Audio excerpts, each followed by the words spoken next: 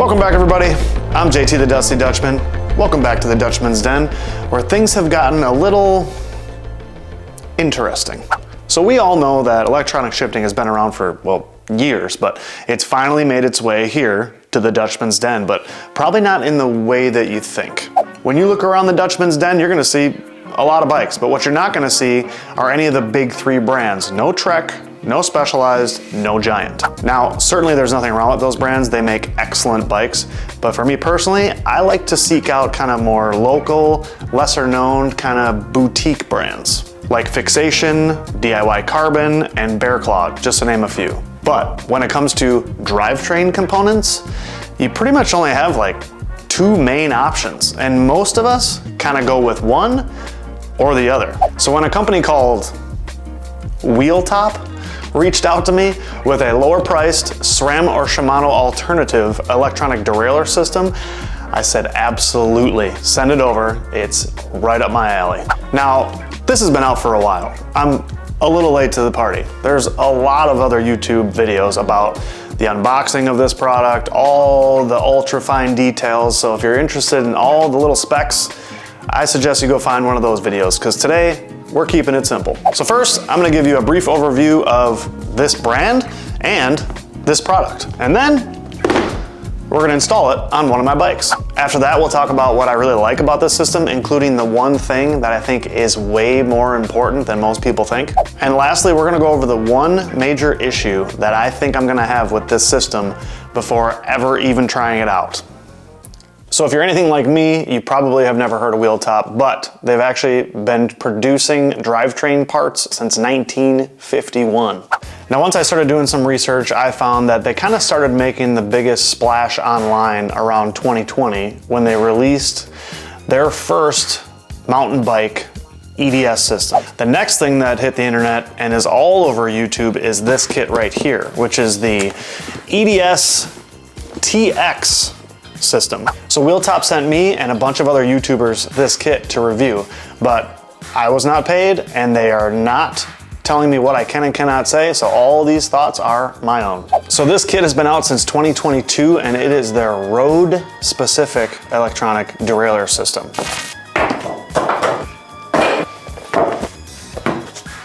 So with it, you get brakes, rear derailleur, front derailleur, which I won't be using, front and rear shifters, some charging cables, and a bunch of other pieces of hardware and whatnot. Okay, this is just distracting. I'm gonna move that. So there's really only a few options here. You can get aluminum or carbon, which I went with carbon, so I have the carbon levers and the carbon rear derailleur.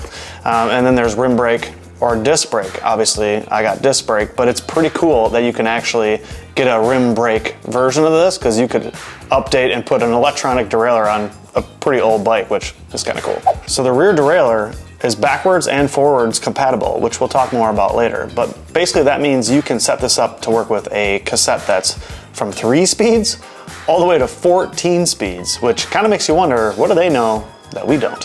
It's also got a built-in battery, which looks kind of big. But now lastly, as you would assume, everything is IP67 waterproof. So everything's got a 1-year warranty, and there is a Wheeltop app that you need to download in order for all this to work together, although this actually worked right out of the box. As far as the brakes go, they seem to have some similarity with Shimano because they're mineral oil and they also take Shimano brake pads. All right, now we know what we got. It's time to get it installed. So the only thing we need now is a bicycle. How about this one? This is my, I think, 5-year-old Niner RLT9 aluminum all-road bike. This is the perfect specimen for testing out these parts because it's got, well, no brakes, no shifters, no derailleurs. It's currently an 11 speed, but we're gonna bump that up to 12 speed because why not? So like we talked about earlier, when it comes to drivetrain components, most people end up in one camp or the other, SRAM or Shimano. Myself, well, I'm heavily committed to the SRAM side of things. So to finish up this build, I have a SRAM Rival 12-speed cassette, SRAM Rival chain, and some grip tape. And that should be everything we need to finish this build and be able to ride it. So cue the installation montage, like now, please.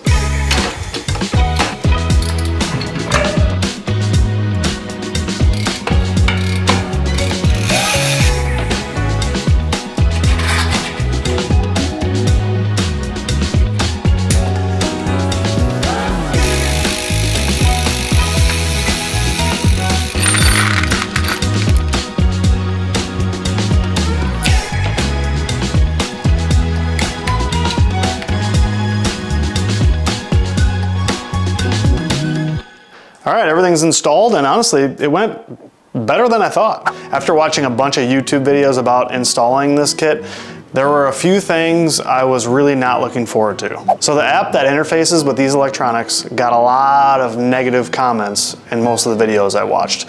They said it was clunky, it was hard to understand, the English was really bad. Those reviews were from a year or more ago, and I did a little digging in the app and found that just this year, in 2024, there's been 3 major updates to the app. So I've been fortunate enough to take advantage of those because my experience was totally different. So right out of the box, the shifter and derailleur were already paired, so that wasn't an issue.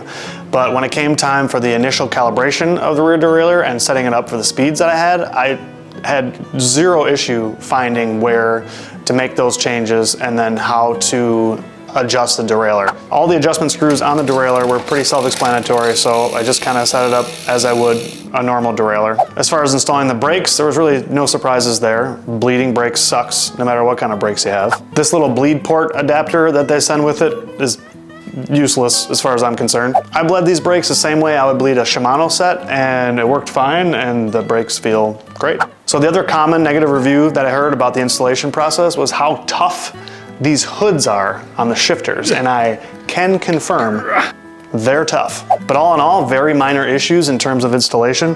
It didn't take all that long, and again, it went smoother than I thought in terms of the electronic setup, so I'm pretty happy so far. All right, let's jump into what I think the pros and cons of this kit are so far, and don't worry, I've been taking notes. Let's start with the pros. You got the obvious things like no more shifter cable, more precise shifting, the price is pretty good, but the most important thing to me and my ecosystem is the compatibility of this kit. Having a derailleur system that's compatible with 10, 11, 12, 13 speed means that in the future, if I want to swap out wheels or cassettes or put it on a different bike, I can do that without having to buy extra parts. And now the cons. The proprietary charging cable that comes with this kind of sucks. It's long enough and everything, but the magnetic connector at the end, the magnets aren't strong enough, so they kind of snap on there, but also kind of don't. One downside of a smaller company like Wheeltop for customers like us in the United States is the infrastructure. There's a good chance that I could go into almost any bike shop in the United States and find the Sram pieces that I need to potentially fix my bike. Now, are they gonna have any Wheeltop parts? Probably not. And the last and biggest issue that I have with this kit, which is probably obvious to a lot of people, is the non-removable battery. A little bit of research will show you that SRAM has the patent on the removable battery, which is why Wheeltop cannot do that. Yes, I know I can check the battery level on the app, but when I'm in a hurry to grab my bike and hit the road, am I gonna remember to check that? No.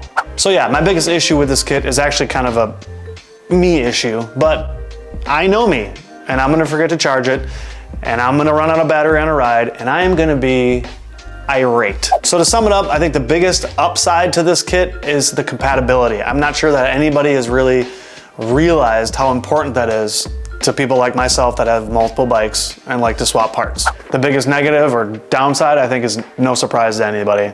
A removable battery would be so nice. I could keep an extra one in my truck or an extra one in my pack and it would be a non-issue. I'm really excited to get this thing out of the road, put some miles on it. I'm really expecting it to work very well based on all the reviews that I've seen, but I'm also looking forward to people seeing my bike and not seeing SRAM and not seeing Shimano and just kind of looking at me sideways.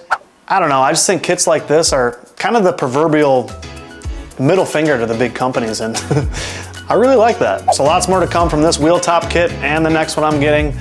We're kind of reaching bike build season, so if you're into that kind of thing, you know what to do. So until the next one, don't forget to get outside, get on your bike, because good things will happen. And it doesn't have to be electronic. It could be analog, acoustic, or any of those things, I guess. Just ride your bike.